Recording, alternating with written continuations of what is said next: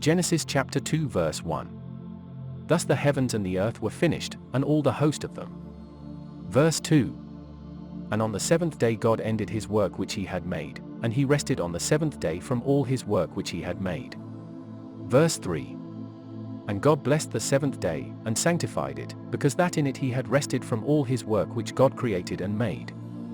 Verse 4. These are the generations of the heavens and of the earth when they were created, in the day that the Lord God made the earth and the heavens. Verse 5. And every plant of the field before it was in the earth, and every herb of the field before it grew, for the Lord God had not caused it to rain upon the earth, and there was not a man to till the ground. Verse 6. But there went up a mist from the earth, and watered the whole face of the ground. Verse 7. And the Lord God formed man of the dust of the ground, and breathed into his nostrils the breath of life, and man became a living soul. Verse 8. And the Lord God planted a garden eastward in Eden, and there he put the man whom he had formed.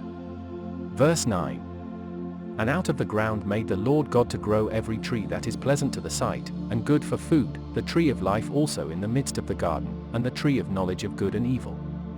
Verse 10. And a river went out of Eden to water the garden, and from thence it was parted, and became into 4 heads.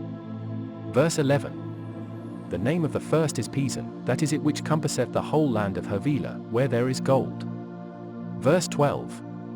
And the gold of that land is good, there is bdellium and the onyx stone. Verse 13. And the name of the second river is Gihon, the same is it that compasseth the whole land of Ethiopia.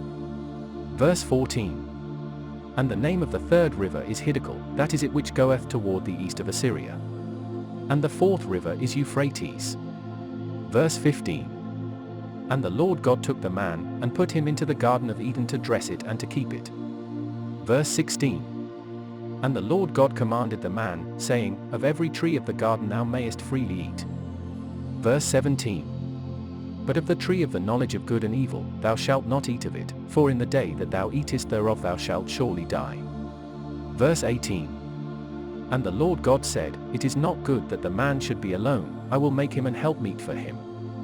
Verse 19. And out of the ground the Lord God formed every beast of the field, and every fowl of the air, and brought them unto Adam to see what he would call them, and whatsoever Adam called every living creature, that was the name thereof. Verse 20. And Adam gave names to all cattle, and to the fowl of the air, and to every beast of the field, but for Adam there was not found an helpmeet for him. Verse 21. And the Lord God caused a deep sleep to fall upon Adam, and he slept, and he took one of his ribs, and closed up the flesh instead thereof. Verse 22. And the rib, which the Lord God had taken from man, made he a woman, and brought her unto the man. Verse 23. And Adam said, This is now bone of my bones, and flesh of my flesh, she shall be called woman, because she was taken out of man. Verse 24. Therefore shall a man leave his father and his mother, and shall cleave unto his wife, and they shall be one flesh. Verse 25. And they were both naked, the man and his wife, and were not ashamed.